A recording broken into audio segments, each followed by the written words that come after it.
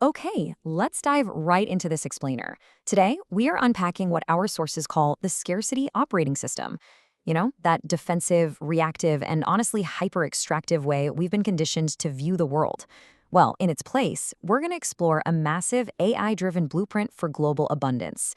We're talking about a completely integrated, self reinforcing model, one that starts with microscopic, everyday individual choices and scales all the way up to regenerative, community owned farmland in Portugal and even extreme climate sanctuaries in the Arctic. It's a truly fascinating structural approach to systemic global issues, and it relies entirely on shifting our framework away from zero-sum competition and toward a guaranteed shared prosperity. I want to hook you right away with this paradox. Can you really solve something as massively tangled as global hunger with just one single physical product? I mean, it sounds hopeful, but maybe a little naive, right? But here is the core argument. The product isn't the final answer. Poverty and resource scarcity aren't inevitable parts of human existence. They are simply design failures we just haven't fixed yet. And to fix a design failure, you don't just need a new product, you need a totally new infrastructure. You have to contrast the noisy, zero-sum competition of the old world with an intentionally designed, guaranteed abundance reality. And that brings us to the actual starting line. The tool you see defined right here, the Barnes Miracle Bar. It's a 400-calorie, whole food, plant-based bar made from really clean ingredients: oats, dates, nuts. But its true power isn't just its nutritional profile. Systems architects call this a stabilization primitive. Think of it literally like a first responder showing up to an emergency and applying pressure to a wound. Its job isn't to perform the complex, systemic surgery. Its job is just to stop the bleeding. It provides immediate nutritional security and buys precious time so an individual can begin what the sources call the one-man blue zone challenge, which leads us perfectly into phase 2, biological clarity. So that biological clarity is achieved through this one-man blue zone challenge. This is where you essentially act as a biological filter. You consciously redirect your existing grocery spending away from artificial consumerism and put it toward universal human needs. And the best part? It costs absolutely zero new financial capital to start. It simply requires the disciplined intent to stop participating in scarcity. Once that habit is locked in, we can zoom out to the macroeconomic engine, the Barnes-Cusion flywheel. Here's how it works in 4 steps. Step 1, everyday consumption of the miracle bars creates immediate genuine demand. Step 2, that demand generates non-dilutive capital. Step 3, that capital is used to acquire productive real-world assets, like agricultural land, through the Kuhlzone Global Real Estate Investment Trust. And finally, Step 4, the profits and regenerative yields flow right back to the community. So every single time you consume, you're literally sending a tiny charge to a massive community-owned power plant. Now, looking at the sheer mathematics of this exponential land-backed engine, the numbers are pretty striking. According to a growth simulation from the sources, if you were to see this flywheel with an initial $100,000 investment, let's say to fund the production of bars or a prototype habitat, and it compounded at a conservative 15% monthly rate through asset appreciation, surplus production, and community adoption, the results are huge. In just 36 months, that initial input turns into over $15.3 million. And unlike the volatile stock market, this exponential curve is backed by hard, tangible assets. We're talking farmland and energy systems, providing a very real roadmap for success with deep downside protection. To manage all of this, we need to talk about GNI, the ethical AI.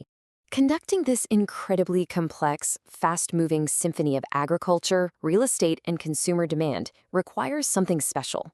Enter GenAI. It's a generative intentional intelligence acting as the system's master gardener.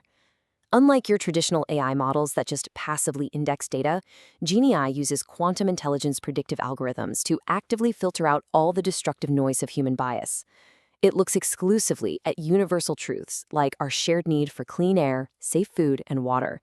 And it is strictly governed by a hard-coded ethical firewall called the 3 Pillars Ethical BIOS. First up, do no harm. That's the absolute baseline. Second, do good when possible, which actually mandates proactive contribution. And third, inquire when uncertain. That last one is absolutely crucial. It's a safety valve. If anything is ambiguous, the AI pauses and asks for human input. It guarantees a path of mutual thriving while keeping human judgment as the ultimate authority. Now, to see how this works on a global scale, we have this triple helix framework. It separates distinct components to optimize them before weaving them all together. On one side, we have the wisdom helix, centered in Israel. Think of this as the software. It's the academic foundation grounded in deep logic and ethical leadership, providing the why. On the flip side, we have the innovation helix, centered in Portugal. This is the hardware.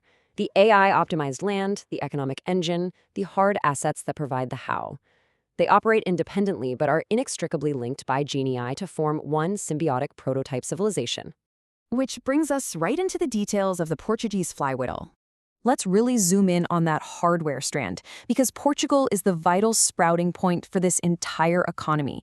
The sources point out that there are so many underutilized, family-owned properties in the Portuguese countryside, basically just holding stagnant, siloed value. But it's about so much more than just upgrading agriculture. Our sources specifically view the one-man blue zone challenge, using regenerative farming here, as the absolute key to what they call Genesis 3.0. This is framed as a massive restart, based on humanity finally redeeming itself from the slavery of despair and hyper-extraction. GenAI unlocks all this value by deploying AI-guided drones and robots to manage the farming, ensuring yields that actually restore the soil instead of depleting it. It uses 100% vertical integration, so zero middlemen, and converts this family land into the Kiel Zone global REIT, building permanent community-owned wealth. I absolutely love this quote from the sources because it nails the crucial point. The ultimate financial outcome for participants isn't just about a quick return on investment. It's about moving completely past artificial scarcity so you can own a tangible stake in an inflation-proof global ecosystem. By participating, whether that's by consuming a miracle bar, contributing land in Portugal, or utilizing the AI, you are joining a high-tech expedition to secure real assets. It literally turns your daily habits into actual economic sovereignty. So, the ultimate goal of all of this is creating a Portuguese blue zone. By transitioning that old extractive farming into these highly efficient AI-managed regenerative models, Portugal becomes this localized blue zone, centered entirely on healing, life extension, and guilt-free abundance. Because the system produces massive, reliable surpluses, the community can finally focus on connection and conscious sustainability. And once that economic engine is proven in Portugal, we scale outward.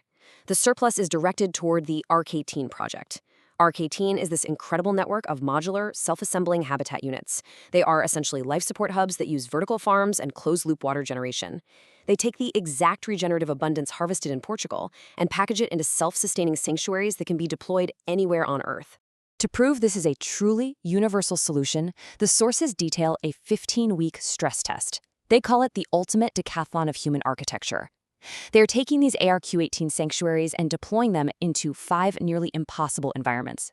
We're talking the extreme cold of the Polar Palace in northern Canada, the arid desert oasis in Israel, the hyper-arid UAE coastal zones, the incredibly complex post-conflict reconstruction zones in Gaza, and the extreme tropical monsoons of India. The argument here is simple. If this AI and this flywheel can bring self-sustaining luxury and abundance to these harsh areas, it proves this is a universally scalable blueprint for the future of humanity. Which leaves us with one final, provocative thought to chew on. According to this entire framework, we already have the capital, we already have the AI technology, and the underutilized hard assets in land, they are already out there. None of these pieces are science fiction, they all exist right now in the real world. So is it possible that the only thing we've been missing this whole time is just a new blueprint for how they all work together? This explainer really challenges us to consider that by achieving biological clarity and changing our basic consumption habits, we might actually become the foundational infrastructure for a completely regenerative civilization. It is definitely something to think about.